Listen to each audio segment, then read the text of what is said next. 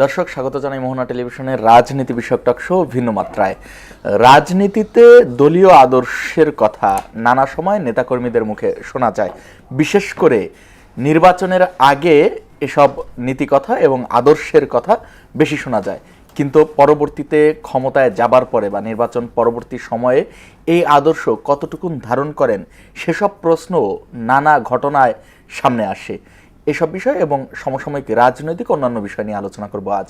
অনুষ্ঠানের পুরোটা সময় জুড়ে আপনাদের সঙ্গে আছি আমি রনি রেজা, এবং আজ আলোচনা করবার জন্য স্টুডিওতে আছেন বিএনপির স্বনির্ভর বিষয়ক সহ সম্পাদক ও সংসদ সদস্য নীলুফার চৌধুরী মনি। স্বাগতম আপা আপনাকে। আমাদের সঙ্গে আরও আছেন বাংলাদেশ জামাতে ইসলামীর শাহবাগ থানার আমির এবং ঢাকা বিশ্ববিদ্যালয়ের ছাত্র শিবিরের সাবেক সভাপতি অ্যাডভোকেট শাহ মোহাম্মদ মাহফুজুল হক। স্বাগতম আপনাকে। আমি মনে আপনার অনুমতি নিয়ে আমি মাহফুজুল হক ভাইকে দিয়েই আজকে আলোচনাটা শুরু করতে চাই। মাহফুজুল হক ভাই, আদর্শের কথা যদি আসে, বিশেষ করে নির্বাচনের আগে অনেক মানুষের মুখে মুখে ছিল যে জামাত দুর্নীতিমুক্ত একটি রাষ্ট্র গড়তে চায়, জামাতের নানা প্রতিশ্রুতি আলোচিত ছিল, সরকারি সুবিধা না নেওয়া এবং তারা দুর্নীতিমুক্ত যেই করতে চায়। পরবর্তীতে আমরা জামাতেরও কিছু কিছু এমপিদের ভেতরে টিআর কাবিখার বেলায় স্বজনপ্রীতি, এরপরে সরকারি বরাদ্দের অনুদান দেওয়ার ক্ষেত্রে ওই তালিকায় নিজের মেয়ের নাম সহ আমরা দেখতে পাচ্ছি। এই যে যে আদর্শিক জায়গা থেকে সরে যাওয়া, এই ব্যাপারটিকে কিভাবে দেখছেন? ধন্যবাদ আপনাকে। আপনার মাধ্যমে সম্মানিত সহ আলোচক এবং মোহনা টেলিভিশনের সম্মানিত দর্শক শ্রোতা মণ্ডলী সবাইকে স্বাগত জানাচ্ছি আলোচনায়। আসলে আপনার আজকের আলোচনার যে শিরোনাম দিয়েছেন, আদর্শের রাজনীতি বনাম ক্ষমতার আদর্শ। আসলে দেখেন, আদর্শের রাজনীতি মানে রাজনীতি মানে কি? মানে হচ্ছে নীতির রাজা। আচ্ছা, মানে হচ্ছে যে রাজার নীতি না, রাজা যা করে তাই রাজনীতি না, নীতির রাজা মানে সেরাটা, এটা রাজনীতি, সেরা নীতিটাই রাজনীতি।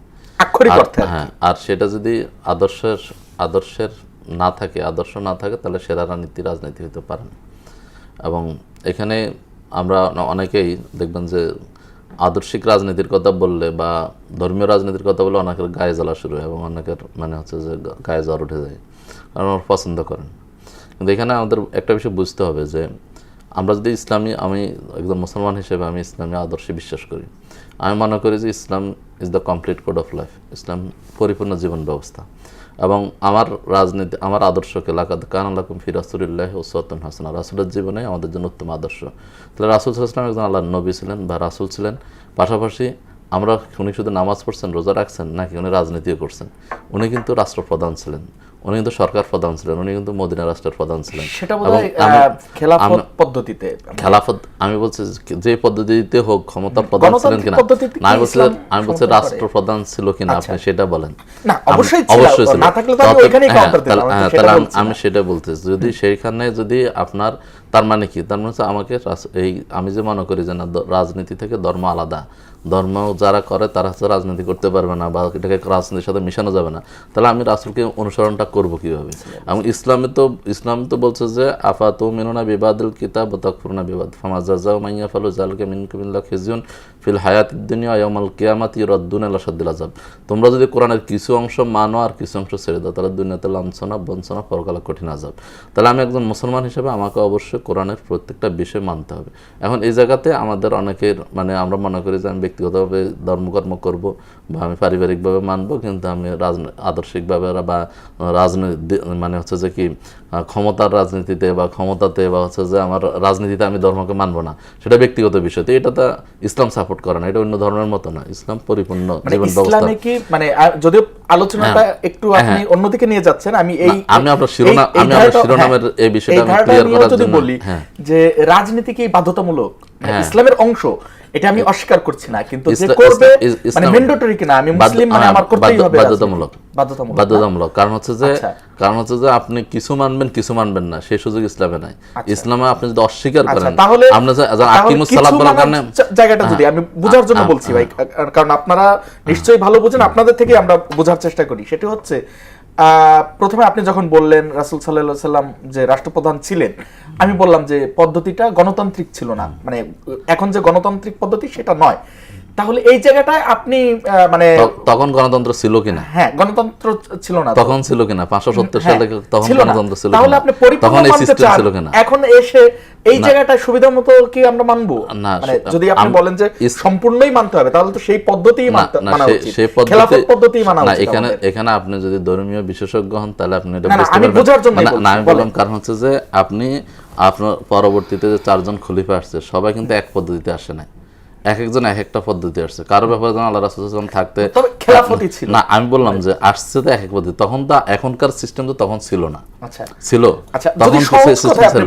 হ্যাঁ, ইসলাম যে পদ্ধতি, গণতান্ত্রিক পদ্ধতি, এটি ইসলাম সমর্থন করে। ইসলাম এখানে দুইটা বিষয় আছে, দুইটা জায়গা আছে। একটা হচ্ছে যে ক্ষমতার উৎস জনগণ, মানে জনগণ চাইলে ইসলামের আইন সংশোধন হয়ে যাবে, মানে ইসলাম এটা বিশ্বাস করে না। কিন্তু আপনি একজন সরকার প্রধান কিভাবে নির্বাচন করবেন, ওয়ামরুহুম শুরা বাইনাহুম, তোমরা পরস্পর পরামর্শের ভিত্তিতে সিদ্ধান্ত গ্রহণ করো, এটা গণতন্ত্রকে সাপোর্ট করে। এখানে তো পরামর্শ হচ্ছে না, আপনি যেটা বলেন প্রথমে ইসলাম সমর্থন করে না, যেটা যে জনগণ ক্ষমতার উৎস, জনগণ প্রত্যক্ষভাবে ভোট দিয়ে নির্বাচন করছে, জনগণ ক্ষমতার জনগণ ক্ষমতার উৎস বলতে এখানে কি বোঝায়, মানে হচ্ছে যে সার্বভৌম, মানে জনগণ যা চাইবে, যেমন জনগণ চাইবে মদ জায়েজ, তাহলে মদ জায়েজ হয়ে যাবে, বা জনগণ চাইবে সুদ জায়েজ হবে, বিষয়টা এরকম না। ইসলামের কিছু নীতি, সংসদ সদস্য হোক, হ্যাঁ তিনি সংসদ হতে পারবেন, এটা বাধা নাই। কিন্তু হচ্ছে আপনি যেখানে ইসলামের কনসেপ্ট একদম হচ্ছে বিধান দেয়া আছে, আপনি সেটা চাইলে চেঞ্জ করে দিতে পারবেন না, সেখানে সীমাবদ্ধতা আছে। সেই জায়গাতে এই সেগমেন্টে যদি ওই মূল উত্তরটা দিতেন। হ্যাঁ, আমি এখন আপনাকে মূল উত্তরটা দিই। আদর্শ যদি যে জায়গাটা, সেটা হচ্ছে কোনোভাবে ইসলামে সমর্থন করে কিনা না, আমি আপনাকে বলি যে অবশ্যই জামাত ইসলামী যে কমিটমেন্টগুলো দিয়েছে, আপনার জামাত ইসলামী কি কমিটমেন্ট দিয়েছে? আমিরে জামাত সর্বপ্রথম বাংলাদেশের রাজনীতিতে আমিরে জামাত, আমাদের একটা শরৎ উদ্যানের সমাবেশ ছিল, সেই সমাবেশে তিনি অসুস্থ হয়ে পড়েছেন, অসুস্থ হওয়ার ওই অবস্থায় তিনি বক্তব্য দিয়েছেন। সেই অবস্থায় তিনি বলেছেন যে আমরা যদি নির্বাচিত হই, ক্ষমতায় যাই, তাহলে জামাতের এমপিরা ট্যাক্স ফ্রি যে গাড়ি কেনার সুবিধা বাংলাদেশে ছিল অতীতে, সেই জায়গাটাতে জামাত ইসলামী সেই সুবিধাটা নেবে না, সরকারি সুবিধা আমরা নেব না, কিন্তু একদম স্পেসিফিক করে কয়েকটা বিষয় বলছে। এরপর হচ্ছে যে ফ্লট, যেটা মানে হচ্ছে যে জমি সরকারের কাছ থেকে যে জমি বরাদ্দ ইয়ার নামে উল্লেখ করে কথা উল্লেখ করে স্পেসিফিক একদম ইয়া করে ধরে বলছে, ক্যাটাগরি বলছে আমরা স্বজনপ্রীতি করা যাবে। আপনি আমি ওই জায়গাতে আসতেছি, আপনি কথা বলার একটু সুযোগ দিন। জি, তাহলে সেই জায়গাটায় জামাত ইসলামী এখন পর্যন্ত ঠিক আছে, জামাত ইসলামী এখন পর্যন্ত, এবং এটাকে সাধুবাদ জানাই পরবর্তীতে ক্ষমতাসীন দল বর্তমান বিএনপিও কিন্তু তারেক রহমান সেটা ঘোষণা দিয়েছেন যে আমাদের এমপিরাও কি ট্যাক্স ফ্রি গাড়ি নেবে না বা ফ্লট নেবে না, উনিও সুযোগ দিয়েছেন, এখন দুই জায়গায় মিলে গেছে। তাহলে এই জায়গাতে এখন পর্যন্ত সরকারি দল বিরোধী দল ঠিক আছে। এখন আপনি বলেন, এখন আমাদের অনেক জায়গায় যেমন আমরা এমন বিষয়টা তুলে ধরি, যেমন সরকারি বাসায় তিনি হচ্ছে যে বিরোধী দলের নেতা হিসেবে সরকারি বাসায় ওঠা, এখন এটা কি উনি যখন এমপি থাকবেন এটা কি ওনার জন্য থাকবে? এটা তো যতদিন বিরোধী দলের নেতা থাকবেন ততদিন পর্যন্ত এটাকে আমরা ইয়ে করি। হ্যাঁ, আমি ওই জায়গাটাই আসতেছি। এখন এইটা হলো একটা। দ্বিতীয়, আপনি যেটা বলছেন যে আমাদের একজন সংসদ সদস্যের ব্যাপারে এটা ইয়াতে আসছে যে উনি, এবং এটার ব্যাখ্যা দিয়েছেন হ্যাঁ, যারা শুনেন, মানুষ মানে আমরা ফেরেশতা না, কোনো ফেরেশতা মানে ভুল ত্রুটির ঊর্ধ্বে না। যদি কেউ ভুল ত্রুটি করে, সংগঠন অবশ্যই তার ব্যাপারে ব্যবস্থা নেবে, এবং যে পিএস তার এই ইয়েটা দিয়েছেন, তালিকাটা দিয়েছেন, আফা বলতে পারবেন সব তালিকা তার আফা মানে সংসদ সদস্য বা ওনারা পিএস বা যে তালিকাটা দিয়েছে তাকে আজকে বহিষ্কার করা হয়েছে, এবং সংগঠন তার ব্যাপারে ব্যবস্থা নিয়েছে। তবে এটা না হলে সবচেয়ে ভালো হতো, বা এটা হওয়া উচিত না, এটা কোনোভাবে কাম্য না। আমাদের জায়গা থেকে আপনি শুনেন, জামাত ইসলামের আগেও 2 জন মন্ত্রী ছিলেন, তা দুর্নীতির জায়গাতে বা কোনো তাদের ব্যাপারে কোনো কমিটমেন্টের জায়গাতে বা স্বজনপ্রীতি এরকম কোনো অভিযোগ পাওয়া যায় না। আমরা আশা করি সেই জায়গাটায় স্ট্যান্ডার্ড মেনটেন করবেন, এবং এটা সবারই কাম্য। জি, ধন্যবাদ আপনাকে। মনি আপা, আমরা শুনছিলাম ভাইকে, আপনি যদি একটু বলতেন, তারপরে আমি আপনাকে প্রশ্ন। ধন্যবাদ আপনাকে, যারা শুনছেন আমার শুভেচ্ছা অভিনন্দন, আমার সহালোচককে শুভেচ্ছা। দেখেন, একজন সংসদ সদস্য যদি দরিদ্র হয়, যদি গরিব হয়, ওটা হচ্ছে দুস্থদের ফান্ড। আপনাকে বুঝতে হবে কোন টাকাটা আপনার জন্য যোগ্য, কোনটা অযোগ্য। যদি সে দরিদ্র হয়, যে ওই পরিমাণ দুস্থ, যে পরিমাণ দুস্থদের আমরা দিই, আমি যে এখন আসলাম, এখনও আমি 1,70,000 টাকা 17 জনকে 10,000 করে আমি দিতে পেরেছি, মানে চেক পেয়েছি। এগুলো সবই খুবই গরিব দুস্থ শ্রেণীর। তো এখন যদি সে মনে করে যে সে দুস্থ, সে দিতে পারে, তার একটা আমি ধরে নিলাম। আচ্ছা, কিন্তু একজন আপনার এমপি 2টা নাম ব্যবহার করেছে, একজন মেয়েরই তার দুই জায়গায়, এক জায়গায় তার ডাকনাম দিয়েছে বাবার, আরেক জায়গায় ডাকনাম দেয় নাই, ঠিকানা একই। আপনি দেখেন এটা কত বড় মানে অশুভন কথা, নোংরা কথা। মানুষ আমাদের কিভাবে শ্রদ্ধা করবে? আসলে আমরা আমাদের নফসটাকে ঠিক করতে পারি না। আর যারা হুজুর, তাদের নফস তো সারা বাংলাদেশে আমরা জানি যে তাদের সেটার একটা কারণ আছে। মসজিদে যারা ইমামতি করে গ্রামের বা আজান দেয়, তারা কিন্তু বেসিক্যালি খুব গরিব থাকে। তাদের না হয় মানসিক অবস্থা একটু, বেতন কাঠামো কম, সেটা মেনে নেওয়া যায় যে এবারই দাওয়াত দিল, ওবারই এটা দিল, ওইটা দিলে ইসলাম বলেছে তোমাকে যদি কেউ দেয় সেটা নিতে পারো। ইসলাম এটাও বলেছে যে আপনার ধরেন আপনি জাকাতের যোগ্য, আপনি জাকাত নিয়েছেন, নবীজি সাল্লাল্লাহু আলাইহি সাল্লাম জাকাত নিতেন না, কিন্তু আপনি যেটা জাকাত নিয়েছেন ওইখান থেকে যখন নবীজিকে তার উম্মত ভাগ দিয়েছে সেটা উনি নিয়েছে, কারণ ওটা নবীজি উপঢৌকন স্বরূপ। হ্যাঁ, এই দেখেন ইসলাম কত উদার একটা রাজনীতি, মানে একটা ধর্ম। আমি এটা আমার খুব ভালো লেগেছে যে উনি সদগা নেন না, কিন্তু অন্য সদগা নিয়ে যখন ওনাকে দিল ওটা উনি নিলেন, কারণ ওটা উপহার। তা এই জায়গায় ওই এমপিটা কতটা অনৈতিক কাজ করেছে। উনি আরেকটা বাচ্চার নাম দিয়ে নিতে পারতেন বা নিতেন, আমরা বড় জোর বলতাম যে এমপি এই সদগা টাইপেরই তো এগুলা, আর এটা নিয়েছে। কিন্তু উনি একটা সন্তানকে 2বার ব্যবহার করেছে। এটা খুবই লজ্জাস্কর, আমি দুঃখজনক বলবো না, এটা অপমানকর। উনি একজন মাননীয় হিসেবে আমি লজ্জা পাচ্ছি। এটা গেল এক জিনিস। আর দ্বিতীয়ত হচ্ছে যে কথাটা এখানে আসছিল যে ইসলাম যে মানে যেভাবে খেলাফত দিয়ে যে তার রাজনীতিটা পরিচালনা করেছে, সেই সময় ইসলাম একটা নতুন ধর্ম উদ্ভাবন করেছেন রাসূলুল্লাহ সাল্লাল্লাহু আলাইহি সাল্লাম। সেই উদ্ভাবনে সে যে জায়গাগুলো দখল করেছেন, তখন উনিই ছিলেন সব কিছু। ওনাকেই সবাই মিলে বানিয়েছে। This is called democracy. উনি কিন্তু নিজে হতে চান নাই, ওনাকে বানানো হয়েছে কারা? সাহাবীরা, মতামতের ভিত্তিতে।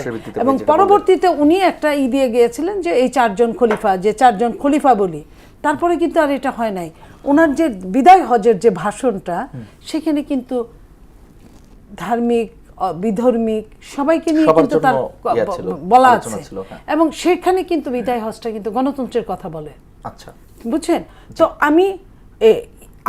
আমরা যেটা রাষ্ট্রের যেটা কাজ করি, আমাদের এখানে গণতন্ত্রকে আমরা প্রাধান্য দিই, কিন্তু ধর্মকে কিন্তু বাদ দিয়ে না। 90% বা 88% যেহেতু মুসলিমের দেশ, এটা অনেকখানে আমাদের শহীদ প্রেসিডেন্ট জিয়াউর রহমান বিসমিল্লাহ প্রতিষ্ঠিত করে গিয়েছেন, আল্লাহর নাম প্রতিষ্ঠিত করে গিয়েছেন, কিন্তু তারপরেও কিন্তু ধর্ম নিয়ে বাড়াবাড়ি করেন না। আমরা বাড়াবাড়িটা চাই না, যেটা ইসলাম কিন্তু এটাও বলেছে। লাইক আপনি চাঁদ দেখেন নাই, এখন না বিজ্ঞান অনেক উন্নত হয়েছে, তখন তো আর এত উন্নত ছিল না। আপনি পরের দিন ঈদ কি ঈদ না, এটা একটা রাষ্ট্রপ্রধানের উপর, আকাশ যদি মেঘলা থাকে, চাঁদটা দেখা গেল না, তখন কিন্তু উনি পারেন এদিক ওদিক করতে। এরকম কিছু জায়গায় এটা কিন্তু কোরআন শরীফ কিন্তু সবকিছু মানতে হবে। তারপরেও কিন্তু ধর্ম কিন্তু এই ক্ষমতা দিয়েছে রাষ্ট্রপ্রধানের উপর বা ওই ধরনের ইমামের উপর। ইমাম মানে সরকার, এই জায়গাটা। তাহলে আপনি যেতে পারেন, বাট তাহলে আপনি এই কথাটা আসে কেন? এই কথাটা তো আসার কথা না। একটা গণতান্ত্রিক দেশে গণতান্ত্রিকভাবে আপনার জন্য যে প্রশ্ন আমরা আজকে যে বিষয় করেছি, যে ক্ষমতার যে আদর্শের জায়গায় যদি বলি, বিএনপি অনেক বড় রাজনৈতিক দল এবং 2/3 মেজরিটি পেয়েছে, এটি তো আরো বেশি বলবার অপেক্ষা রাখে না। তাদের কাছ থেকেও আমরা অনেক আদর্শ শিখতে চাই। নারায়ণগঞ্জে সম্প্রতি এক এমপি পুত্রের চাঁদাবাজির অভিযোগে গ্রেফতার হয়েছিল, পরবর্তীতে আবার তাকে আলোচনার মাধ্যমে মুসলেকা নিয়ে ছেড়ে দেওয়া। আমি আপনাকে এটার কথাটা বলি। একজন এমপি পুত্রকে অ্যারেস্ট করতে পেরেছে, এটাই কিন্তু রাষ্ট্রের অনেক বড় একটা ব্যাপার। আচ্ছা, আপনি নিজেই বললেন 2/3 মেজরিটির চেয়ে বেশি। সেই দলের এবং একের অধিকবার রাষ্ট্রীয় দায়িত্বে আসা একটা দল সেখানে একটা রানিং এমপির ছেলেকে অ্যারেস্ট করেছে, আমি মনে করি একদম আই স্যালুট দলটাকে। হ্যাঁ, মানে এটা যথেষ্ট। কিন্তু তারপরে যথেষ্ট না, এমপি কিন্তু একটা নিজস্ব এখতিয়ার আছে কিংবা একটা জায়গায় তার দায়বদ্ধতা আছে। তার দায়বদ্ধতা থেকে তার সন্তানকে মুসলেকা যেমন ধরেন অনেক অজামিনযোগ্য কিন্তু হঠাৎ জামিন হয়, সেটা মুসলেকা দিয়ে। আবার অনেকেই ধরেন একটা মামলার 10টা আসামি, 9 জন উপস্থিত হয়েছে, একজন আসতে পারেন নাই দেখে কিন্তু ওই 9 জনকে জেলে ঢুকায়, বুঝছেন? তো এই জায়গাগুলো বুঝতে হবে আপনার জায়গাটা কোথায়। আপনি এত টপ জায়গা থেকে আপনি যখন মুসলেকা দিয়ে, তার মানে আমি আর জীবনে এই অনৈতিক কাজটা করব না, এবং তার মামলা কিন্তু শেষ হয় নাই, মামলা কিন্তু আছে, তাকে জামিন দেওয়া হয়েছে। জামিনে অনেক সময় বলে না উকিল কি করে, উকিল তো নিয়ে যায় থানায় তার পেপারসটা দিয়ে উকিল কিন্তু নিজে জামিনদার হয়ে কিন্তু তার আসামিকে বের করে নিয়ে আসে, তাই নিয়ে আসে না? তো এরকম উকিলের চেয়ে কিন্তু কোনো অংশেই একজন এমপি নিচে না।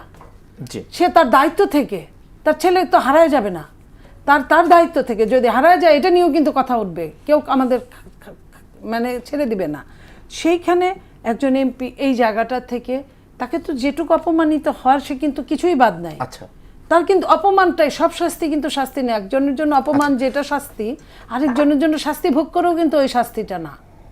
একজন চোর, সত্যিকারের চোর, তার লজ্জার কিছুই নাই, তার আপনি 2 বছরের জেল দেন, 5 বছরের জেল দেন, সমান, এটা আরো বেশি।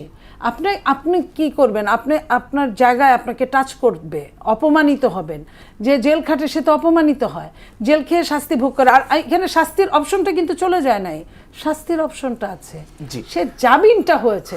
জামিন যদি যোগ্য জামিনদার যদি জামিন থাকে, অবস্থায় কি এই শাস্তির অপশনটা থাকবে না কেন? আচ্ছা, মামলা তো চলমান থাকলে থাকবে না কেন? মামলা তো হারায় যায় নাই। জি, ধন্যবাদ আপনাকে। আমরা মোহাম্মদ মাহফুজুল হক ভাই, আপনাকে আমরা এই যে সাম্প্রতিক সময়ে যে জামাতের বিভিন্ন ধরনের কার্যক্রম প্রশংসিত হচ্ছে, আবার কিছু বিতর্কিত হচ্ছে, আপনারা নানা সময়ে বিএনপিকে অভিযোগ করে থাকেন যে আওয়ামী লীগকে কার্যক্রম নিষিদ্ধ আওয়ামী লীগকে পুনর্বাসন করবার যে চেষ্টা বিএনপি করছে, এটা আপনাদের নেতারা নানা সময় অভিযোগ করে। কিন্তু সম্প্রতি একটি সংবাদ প্রকাশ হয়েছে, চট্টগ্রামে এক যুবলীগ নেতা খাল খনন করবার ডিও লেটার নিয়েছেন, ডিও লেটারটা দিয়েছেন আপনাদের জামাতের যে এমপি শাহজাহান চৌধুরী। এই বিষয়ে আপনি কি বলবেন? এটি কি পুনর্বাসনের কোনো অংশ কিনা নাকি নরমাল? জি, ধন্যবাদ আপনাকে। আসলে এই আমি একটু আসতেছি আপনার প্রশ্নে আসতেছি একটু। আপার এই জায়গাটায় আপা অ্যাডভোকেট, আমরা অ্যাডভোকেট, মানে আমি একজন অ্যাডভোকেট। আসলে আমরা ওইভাবেই এনেছি যে দুইজন অ্যাডভোকেট আজকে। যেহেতু আপা বললেন যে আসলে থানা থেকে একজনকে কি জামিন দেওয়ার, মানে আমরা জানি যে অপরাধ 2 ধরনের, এটা হচ্ছে আমলযোগ্য আর হচ্ছে আমল অযোগ্য। তা আমলযোগ্য অপরাধে সরাসরি আমলযোগ্য অপরাধে সরাসরি গ্রেফতার করতে পারে, থানা নিয়ে আসতে পারে। তো নিয়ে আসার পরে কি থানা থেকে জামিন দেওয়ার সুযোগ আছে? কোর্ট থেকে উনি কি কোর্ট থেকে নিছে না থানা থেকে নিছে? আপনি যে বললেন যে ওনাকে ইয়াতে জামিন দেওয়া হয়েছে, জামিন তো কোর্ট থেকেই নিছে, জামিন কি থানা থেকে নিছে? উনি তো মুসলেকা দিয়ে থানা থেকে ছেড়ে দিয়েছে, তো জামিন না। এটা কিন্তু থানার ওসির এটা স্পেশাল না, কিন্তু আপাতত একটু আগে বললেন, আপাতত একটু আগে আপনি বললেন এইভাবে। ওর সম্পর্কে বলি না, আমি অন্যদের সম্পর্কে বলেছি, ওর সম্পর্কে বলি। আলোচনার বিষয় তার সম্পর্কে মুসলেকা দিয়ে যখন জামিনটা নিছে, আমি মুসলেকার কথাই বলছি। জামিন তাকে এই যেহেতু তার কাছে সুস্পষ্ট চাঁদাবাজির অভিযোগে সে যেহেতু তাকে নিয়ে আসছে থানায়, তাহলে তাকে সেখান থেকে কোর্টে পাঠিয়ে দিতেন, কোর্ট সেখান থেকে তাকে জামিন দিয়ে দিত, তাতে আপত্তি ছিল না। আপত্তিটা উঠছে তাকে থানা থেকে ছেড়ে দেওয়া হয়েছে। এটাকে সবার জন্য আছে কিনা, আইন আছে কিনা না। আমার কথা অপরাধ যদি চরম না হয় না, মুসলেকা দেওয়ার যদি একজন এমপি পুত্রকে কখন থানায় নিয়ে আসে? আপনি বাফাতে বললেন যে এই যে আনতে পারছে, এটা অনেক বড় কিছু। তো আনতে পারছে, কখন নিয়ে আসছে, কি মাত্রার অপরাধ করলে ওই জায়গায় নিয়ে আসছে? তো নিয়ে আসার পরে সেটা কি মুসলেকা দিয়ে, মানে এটা পার পাওয়াটা কি মানে আইন সবার জন্য সমান হলো? এবং এটা কি অন্য একজন চাঁদাবাজির অপরাধে গ্রেফতার হলে থানা থেকে এইভাবে মুসলেকা দিয়ে ছেড়ে দিবে না? তো তাহলে আইন তো সবার জন্য অল আর ইকুয়াল বিফোর ল হলো না। এমপি পুত্রের জন্য একরকম, ইয়ার জন্য আরেক রকম, বিভিন্ন জনের জন্য বিভিন্ন রকম হলো, সেটা আইনের শাসন হলো না। এটাই তো অনেক সারা না, এটা আপা এটাতে আপনি সন্তুষ্ট হলে আমরা তো সন্তুষ্ট, মানুষ তো সন্তুষ্ট না। আইন তো সবার জন্য সমানভাবে চলতে হবে, আইনকে তো ইয়ে করা উচিত না। আর আপনি ইয়ার যে বিষয়টা বললেন আমি এটা দেখি নাই, মানে আমার নজরে পড়ে নাই, তো আপনি সুনির্দিষ্টভাবে যেটা বলছেন অবশ্যই সেটা মানে যদি হয়ে থাকে সেটা আওয়ামী লীগ হোক, জামাত হোক, বিএনপি হোক, যে হোক, তার এটা কোনোভাবে উচিত না এবং গ্রহণযোগ্য না। এবং এটা মানে যিনি করছেন এটার জন্য তাকে অবশ্যই জবাবদিহি করতে হবে, জনগণের কাছে জবাবদিহি করতে হবে, সংগঠনের কাছে জবাবদিহি করতে হবে। সাংগঠনিকভাবে এগুলো মনিটরিং হয় কিনা যে কে করলো? সাংগঠনিকভাবে অবশ্যই মনিটরিং হয় এবং তাদের আপনি দেখবেন যে বিভিন্ন জনের কারণ দর্শায় তারা দল থেকে বহিষ্কার করছেন। এই ঘটনাটা কিন্তু মানে সপ্তাহখানেক হয়ে গেছে এই সংবাদটা এসেছে। না সেটা তো বললাম, কিন্তু আমার চোখে পড়ে নাই বা ইয়ে দেয় নাই। যেমন কিছুদিন আগে সাংবাদিকদের একটা বিষয় আসছে, সম্ভবত তাদের 4 জনকে বহিষ্কার করছে সংগঠন থেকে, তদন্ত করে কমিটি করে অভিযোগ যাদের বিরুদ্ধে প্রমাণিত হয়েছে 4 জনকে বহিষ্কার করছে। সংগঠন তো অবশ্যই মনিটরিং করে এবং সেটার ব্যাপারে এইটা আপনি একজন আইনজীবী, আপনি ভালো বলতে পারবেন যে ইস্যুটা নিয়ে আপনি বলছেন সাংবাদিক মারপিট করা এটা ফৌজদারি অপরাধ কিনা, এটা কি বহিষ্কার এই সীমাবদ্ধ থাকবে নাকি এটা এখন যদি মামলা কে করবে, সংগঠন করবে নাকি যিনি ইয়া হয়েছেন তিনি তো মামলা করবেন। তিনি মামলা করলে যদি সংগঠন যদি বাধা দেয় সেখানে ইয়া না করে তাহলে না আপনি বলবেন যে সংগঠন। যিনি যার মানে ফৌজদারি অপরাধে তো অবশ্যই ভিকটিম কি করবে, মামলা করবে বা ভিকটিমের পক্ষ থেকে কেউ মামলা করবে। তো সেই জায়গাতে আপনি তো এটা এবং বাংলাদেশ নিরাপত্তা বোধ করেন কিনা সেটাও তো একটা ব্যাপার, এতে সংগঠনের ভাবমূর্তি ক্ষুণ্ণ হলো কিনা। না অবশ্যই সংগঠন ভাবমূর্তি ক্ষুণ্ণ হয়েছে বিধায় সংগঠন তাদের বিরুদ্ধে ব্যবস্থা নিয়েছে এবং শাস্তির ব্যবস্থা করছে এবং দলীয়ভাবে ক্ষমা চেয়েছে, দিয়ে দিচ্ছে। এবং এটা তো মানে আমরা কে কতবার করছে সেটা আমরা বলতে চাই না, সবাই এতটুকু মানে এটাও কম নয়। আপা যেমন বললেন যে থানায় পর্যন্ত নিয়ে গেছে, আসলেই এটা একজন এমপি পুত্রকে, ক্ষমতাসীন দলের এমপি পুত্রকে থানা পর্যন্ত নিয়ে যাওয়া এটাও যেমন কম নয়, আমরা যেটা অভ্যস্ত দেখতে। একইভাবে এই যে ক্ষমা চেয়েছে জামাত বা বহিষ্কার করেছে এটাও নিঃসন্দেহে প্রশংসনীয়। ঢাকা বিশ্ববিদ্যালয় সাংবাদিক সমিতির নেতাদেরকে শাহবাগ থানায় ওই যে ছাত্রদল মারছে, তো এরপর তো আমরা দেখলাম না কোনো ধরনের ব্যবস্থা নিতে বিএনপিকে, বা সেই সময় কিন্তু এটাকে খুব বেশি আলোচনায় বা আমি জানছি, কিন্তু আপনাদের এই পর্যায়ে ভালো যায় বিএনপির পক্ষ থেকে যেহেতু তাদেরকে বরঞ্চ শিবিরে অভিযোগ দিয়ে তাদের বিরুদ্ধে উল্টা দেওয়া হয়েছে, তাদেরকে অভিযুক্ত করা হয়েছে যে তারা শিবিরের সাথে সম্পৃক্ত থাকলে তাকে মারতে পারবে বা তার ব্যবস্থা নেওয়ার দরকার নাই, তারা কি পার পেয়ে যাবে? তারা তো আগের মতো আওয়ামী লীগের মধ্যে হবে যে সে শিবির, তাকে মেরে ফেলো, তাকে হচ্ছে যে খুন করে ফেলো, গুণ করে ফেলো, যে তার কোনো দায়বদ্ধতার জায়গা থাকলো না। আচ্ছা, যাই হোক, আপনি চট্টগ্রামের ঘটনাটি যেহেতু জানেন না, জানার পরে দল কি ব্যবস্থা নেয় আমরা দেখব। আমরা জামাতের আমির 2 দিন আগে একটি বক্তব্যে বলেছেন যে বাংলাদেশ 2বার স্বাধীনতা অর্জন করেছে কিন্তু প্রত্যাশা পূরণ হয়নি, তার বক্তব্যটা এরকম। আমি একটু স্পষ্ট হতে চাই যে স্বাধীনতা তো 71-এ একটা আমরা জানি, আর জামাত নানা সময় 47-কে স্বাধীনতা বলে থাকে, আবার 24-কে দ্বিতীয় স্বাধীনতা বলে থাকে, তাহলে তো 3টা হয় যদি গুনি জামাতের হিসাব অনুযায়ী। এখানে বাদ পড়লো কোনটা? মানে 2টা রেখে 47 বাদ পড়লো না 71 বাদ পড়লো না 24 বাদ পড়লো? মানে আমরা মোটা দাগে স্বাধীনতা আমরা 2বার পেয়েছি। আচ্ছা, কোনটা কোনটা? এটা 47-এ আমরা স্বাধীন হয়েছি, আমরা ভারতের মানে ব্রিটিশ থেকে আমরা স্বাধীন হয়েছি, বা পাকিস্তান হয়েছে পাকিস্তানের হিসেবে প্রদেশ হিসেবে, এটা আমাদের জন্য একটা স্বাধীনতা। এরপরে আমরা 71 সালে দ্বিতীয়বার আমরা স্বাধীনতা অর্জন করেছি। এটা হলো একদম স্বাধীনতা বলতে আমরা যেটা মানে সর্বজনীন বা সব 71 ছিল আমাদের দ্বিতীয় স্বাধীনতা, 24-কে দ্বিতীয় স্বাধীনতা আমরা বলি। এটা এখন 24-এর ঘটনাটা কি? 24-এর ঘটনা হচ্ছে যে 24 এসেছে, আপনি মূলত আওয়ামী লীগ এই যে অবৈধভাবে 17টা বছর ক্ষমতায় ছিল এবং এই ক্ষমতা রাখার জন্য যারা যারা কাজ করেছেন, এক্ষেত্রে মেইন ফ্যাক্টর হিসেবে কাজ করেছে ভারত। এবং ভারত এই আওয়ামী লীগকে দিয়ে সকল ধরনের মানে অবৈধ সুযোগ সুবিধা বাংলাদেশকে তার একটা করদ রাজ্য হিসেবে পরিগণিত করা বা এটাকে পরিণত করা, বাংলাদেশের স্বাধীন যে একটা কূটনীতি, স্বাধীন যে একটা মানে তার সিদ্ধান্ত গ্রহণের যে ক্ষমতা, স্বাধীনতা মানে কি, সার্বভৌমত্ব মানে কি, মানে হচ্ছে আপনি আপনার পছন্দের অনুযায়ী সিদ্ধান্ত গ্রহণ করতে পারবেন। কিন্তু সেই জায়গাতে ভারত হস্তক্ষেপ করেছে। ভারত বাংলাদেশের প্রধানমন্ত্রী কোথায় যাবে না, কার সাথে চুক্তি করবে না, কোন দেশে সফর করবে না, এগুলো নীতি নির্ধারণে ভারত থেকে যেভাবে মনিটরিং হয়েছে সেভাবে করা হয়েছে, যার কারণে আমাদের আওয়ামী লীগের অপরাধ, সেজন্য তো 71-কে কি মানে মুছে দেওয়া যাবে? মুছে দেওয়ার কথা কি আমরা বলছি, ভাইয়া কি বলছে? মানে আমরা স্বাধীনতার 71-এর প্রসঙ্গ এলে এখন আপনি কি 71-এ স্বাধীন আসছে, আওয়ামী লীগ মানে 71 মানে কি আওয়ামী লীগ? না, আমি কি কথা বলছি বা বলছেন না, এই প্রশ্নে আওয়ামী লীগ আসে কিভাবে? আওয়ামী লীগ আসছে এই জন্য আমরা যে আমরা 24শে জুলাইয়ের আন্দোলনের যে প্রেক্ষাপটের কথা বলছি, সেই প্রেক্ষাপটকে আপনি অস্বীকার করবেন? আপনি কি ভারতের আধিপত্যবাদের কথা অস্বীকার করবেন? আপনি কি বাংলাদেশের কূটনীতি থেকে শুরু করে নীতি নির্ধারণের ক্ষেত্রে যে ভারত এই 17 বছর যে বাংলাদেশকে সব দিক থেকে মানে গিলে ফেরার চেষ্টা করেছে, এটা আপনি অস্বীকার করবেন? তাহলে আওয়ামী লীগ আসবে না কেন? এগুলো বাস্তবায়নে কার মাধ্যম দিয়ে হয়েছে? আওয়ামী লীগের মাধ্যম দিয়ে হয়েছে, মুক্তিযুদ্ধের চেতনার নাম দিয়ে হয়েছে। আমার প্রশ্নটা সরল ছিল যে যদি আপনি 47-কে প্রথম স্বাধীনতা বলেন, 71-কে আপনাদের ভাষা অনুযায়ী 71-কে দ্বিতীয় স্বাধীনতা বলেন, তাহলে 2400 তো তৃতীয় স্বাধীনতা হওয়ার কথা। না, এখন তৃতীয় না হয় দ্বিতীয় হলে তাহলে মাঝখানের যেটাকে 71-কে আপনি মানে একটু আগে দ্বিতীয় বলেন, ওটা মুছে যায় কিনা?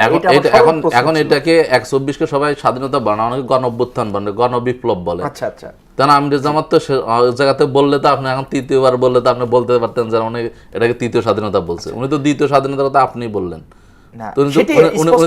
এটাই বলছে যে মোটা দাগে তো আমাদের 2বার স্বাধীনতা। এরপর আমরা 90-এ আমরা স্বৈরাচার বিরোধী আন্দোলন করে আমরা মানে আমাদের অধিকার আদায় করেছি। এবার আমরা যেমন স্বৈরাচার মুক্ত হয়েছি, পাশাপাশি আমরা ফেসিবাদ মুক্ত হওয়ার পাশাপাশি আমরা আধিপত্যবাদ মুক্ত হয়েছি। আমরা স্বাধীনভাবে আমাদের যে মর্যাদা, যে স্বাধীন সিদ্ধান্ত গ্রহণ ক্ষমতা, মানে আপনি এটা মানে কেউ যদি তৃতীয়বার স্বাধীনতা বলে আপনি এটা, আমি এটার সাথে দ্বিমত পোষণ করি না। এটা এক ধরনের স্বাধীনতা, আধিপত্যবাদের হাত থেকে আমাদের স্বাধীনতা। আবার যদি আমরা যদি গণবিপ্লব বলি, এটাকে গণবিপ্লব বলি, গণঅভ্যুত্থান বলি, সেটাও আপনি ইয়ে করতে পারেন। ধন্যবাদ আপনাকে। আমরা ছোট্ট একটা বিরতিতে আন্ডারমাইন করতে পারি। দর্শক, আমরা যাচ্ছি ছোট্ট একটা বিরতিতে, বিরতি শেষে ফিরছি, সঙ্গে থাকুন। দর্শক, আরো একবার স্বাগত জানাই ভিন্ন মাত্রায়। আমরা আলোচনা শুনছিলাম শাহ মোহাম্মদ মাহফুজুল হক ভাই। নীলুফার চৌধুরী মনি, আপনাকে শুনতে চাই। আপনি অনেকগুলো নোট করছিলেন, যদি 2 মিনিটে বলতেন, এরপর প্রশ্ন করতে চাই। আমি আসলে এই যে আমার ভাই যে কথাগুলো বললেন যে স্বাধীনতা, আমার খুব দুঃখ লাগে এই জায়গায় যে আমি কিন্তু সরাসরি রণাঙ্গন, তাহলে স্বাধীনতা থাকলে তো রণাঙ্গনও থাকবে। আমি রণাঙ্গনের যুদ্ধ করা মানুষ সববারই, আমার জন্মের পরে, যেটার আমি 71 আমি ওরকম ভাবে তো আমি দেখি নাই বা কিছু না, কিন্তু তারপরের গুলা 3টা 4টা, যেটা 90 বলি আমরা, তারপরে হাসিনা বিরোধী আন্দোলন বলি, তারপরে আবার এই যে 24 বলি, কোনোটাতেই পিছনে ছিলাম না, সামনেই ছিলাম। যার যেটুক কাজ করার যেখান থেকে সে সেখানে করছে।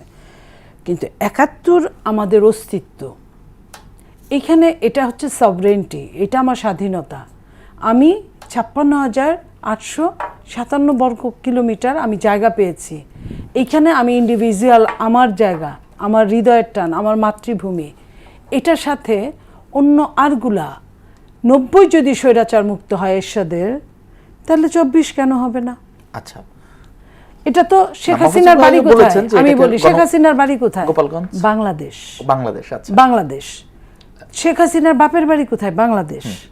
তার বাবার জন্ম যদি হয়ে থাকে 47-এর আগে, তখন আমার বাবারও জন্ম 47-এর আগে, কথাটা বুঝেন। সেটা একটা, বা তার দাদারও জন্ম 47-এর আগে, সেটা আলাদা একটা দেশ। তাহলে এখন শেখ হাসিনা আমাদের সঙ্গে ফ্যাসিস্টের আচরণ করেছে, স্বৈরাচারের আচরণ করেছে, অনেকগুলো সে দুষ্ট, তাকে আমরা সরাতে আমাদের অনেক কাঠখড় পোড়াতে হয়েছে, আমাদের অনেকগুলো জীবন গেছে, সেটা আমরা মনে রাখবো। কিন্তু এটার নাম কিন্তু স্বাধীনতা না, এটার নাম হচ্ছে আমাদের অভ্যুত্থান অথবা বিপ্লব।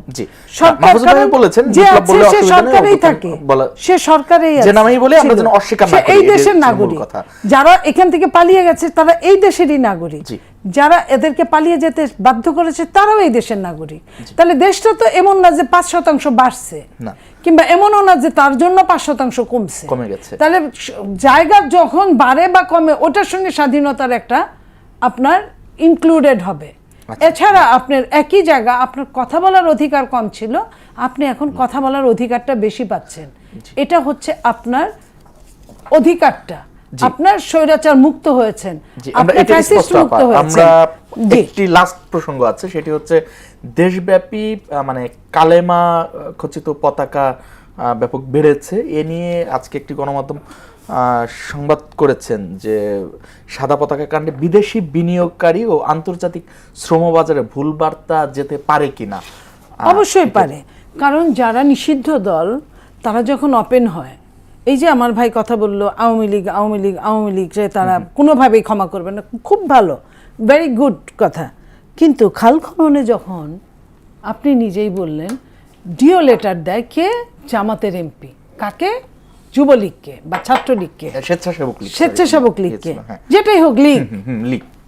আপনার তখন আমি কি বলবো, অথবা সারা বাংলাদেশে যখন তারা একটাও মামলা করে না, অথবা রাতে আমি একটু বলতে দেন, অথবা রাতে যখন বাড়িতে খাবার পাঠায় দেয়, রাতে ঘুমানোর নিশ্চয়তা দেয়, তারা শেল্টার দেয়, তাদের একজন সহযোগী ইনকিলাব মঞ্চ, সেইখানে যে ছেলেটাকে মেরে ফেলা হলো হাদিকে, কে মেরেছে? আওয়ামী লীগ করা, ছাত্রলীগ করা বা যুবলীগ করা। কিভাবে মেরেছে? তার সাথে একত্রতা ঘোষণা করে মেরেছে। এটা কিন্তু হঠাৎ করে আসে নাই, একসাথে কাজ করেছে। তাহলে এরকম এনসিপি কি বলেছে যে আওয়ামী লীগকে নেওয়া যায়, তাহলে আপনি একসময় আওয়ামী লীগকে একদম ব্যান করে দিচ্ছেন, বিএনপি করছে নিরপরাধ আওয়ামী লীগকে নেওয়া যায়। আপনি বুঝবেন কেমনে কোন আওয়ামী লীগ? এতদিন তো বলছেন কোনো কেউই নিরপরাধ নাই, আপনি সেই জন্য তাদেরকে নিষিদ্ধ করছেন বা স্থগিত করছেন আপনার সরকার, 18 মাসের সরকার দিয়ে। এখন আপনি বলতেছেন নিরপরাধ। কোনটা এমপি করার? আমি তো বলি বিএনপি হচ্ছে এমন একটা দল, বিএনপি এর আগে বিএনপি যখন জন্ম হয়েছে, সব দলের বিএনপির দরজাটা এরকম যে তুমি তোমার অতীতের ভুল কার্যক্রম স্বীকার করে তুমি আসতে পারো। নো, আপনার সময় প্লিজ ডোন্ট টক। আমি যে মহিলাটাকে নিয়ে কথা বলা হচ্ছে, সে মহিলা একসময় আওয়ামী লীগ করতো, আওয়ামী লীগ করতো একসময়। সেই মহিলাটা 25 সালে জয়েন করেছে। কখন? আমি বলি যখন 25 সালে জয়েন করেছে। মহিলা মানুষ তো নিরাপরাধের মধ্যেই পড়ে, এ তো এরকম করে না আর বাড়ি দখল করছে, জায়গা দখল করছে, তা করে নাই। সে একটা নিম্ন শ্রেণীর, বলি নিম্ন শ্রেণীর হিন্দুদের প্রতিনিধিত্ব করে, যে হিন্দুদের আপনার প্রতিনিধি হলো 40 লক্ষ। 40 লক্ষ হিন্দু দিয়ে হিন্দুরা বিএনপিকে ভোট দিচ্ছে, আপনি ভালো মতো জানেন, আমিও স্বীকার করি।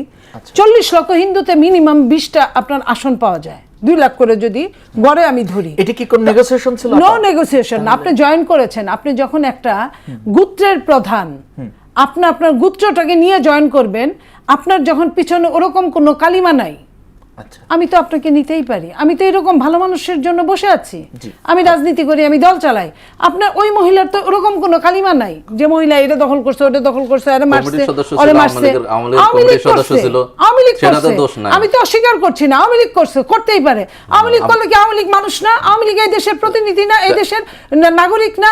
এই যে এইগুলা কথা বলে আবার এরাই বলবে আমাকে প্লিজ আবার ইয়া করলেন, আবার বলেন যে যুবলীগের ইয়া করতে এনসিপি কি বলছে সেটার জন্য আপনি ইয়া করেন। এরাই বল। আচ্ছা আমি তো বারবার বলতেছি আপনার সময় কথা বলেন। আচ্ছা আপনি সময় পাবেন ভাই, আপনি কি বলেন? আমার সময় ডিস্টার্ব করেন কেন? আমার কথাটা বলতে দেন। আপনি যতবার কথা বলছেন আমি তো বলি না। আপনাকে দেওয়া হবে, ফ্লোর দেওয়া হবে। একটা সাধারণ আওয়ামী লীগ যদি বিএনপি করতে চায় এবং সে একটা গোত্রকে প্রতিনিধিত্ব করে, নেতৃত্ব করে, তাকে আমি কেন নিব না? আপনি যখন আওয়ামী লীগের সন্ত্রাসীদেরকে পালতেছেন, আওয়ামী লীগের আপনি সন্ত্রাসী আওয়ামী লীগের মধ্যে ভিড়াই দিয়ে গুপ্ত বানাইছেন, সেটা আওয়ামী লীগের ধ্বংস করছেন আওয়ামী লীগের মধ্যে থাকে, সেটা সমস্যা হয় নাই। আর একটা নিরাপরাধ আওয়ামী লীগ যদি 1% নিরাপরাধ আওয়ামী লীগ থাকে, ওই মহিলা তাদের মধ্যে একজন।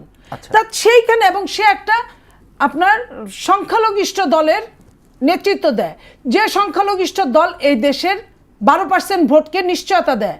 তো আমি যদি সুযোগ পাই, আমি ওই 12% ভোটের যদি একটা পার্সেন্টেজ আমার ঘরে আসে, আপনার সমস্যা কই?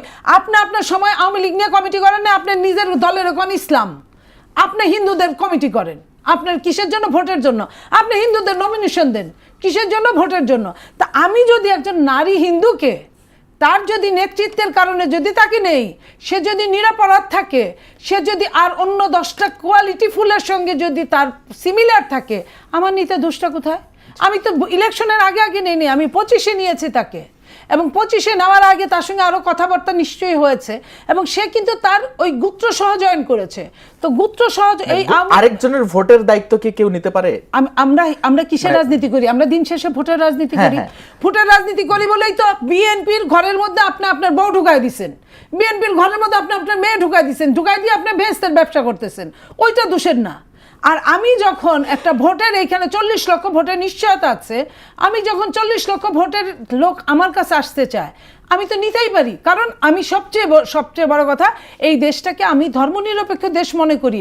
এই দেশে আমি হিন্দুদেরকে দাম দেই, বৌদ্ধকে দাম দেই, খ্রিস্টানকে দাম দেই, মুসলিমকেও দাম দেই।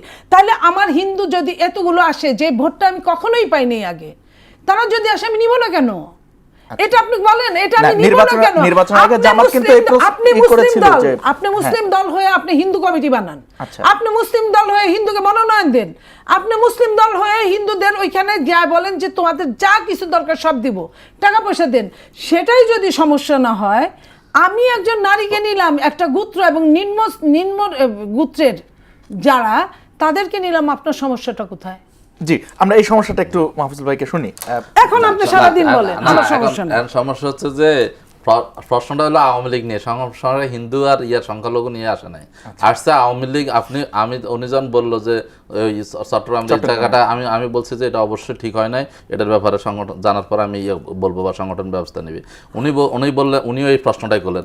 যখন আমি তখন তাৎক্ষণিকভাবে বললাম যে আওয়ামী লীগকে যদি ইয়েতে মানে সংরক্ষিত আসনে এমপি বানানো হয়, তখন এটা কোনো অপরাধ না। এখন উনি খেপে গেলেন এবং বক্তব্য দিলেন আওয়ামী লীগের কমিটির সদস্য এবং 25-এর পরে যদি আমরা না এখানে আওয়ামী লীগ নেতারা জয়েন করবে, আপনি এমপি বানিয়ে দিবেন। ওখানে সংখ্যালঘু 40 লাখ লোকের কথা বলেন, 40 লাখের মধ্যে আরো ওই 39 লক্ষ 99,000 লোক নাই, 99,999 লোক নাই, সেখান থেকে একজনকে নিতে পারলাম না, ওই মহিলাটাকে নেওয়া লাগবে। ওই মহিলা যদি কমিটি থাকে আওয়ামী লীগের সদস্য, তারা নিলে অপরাধ হবে না।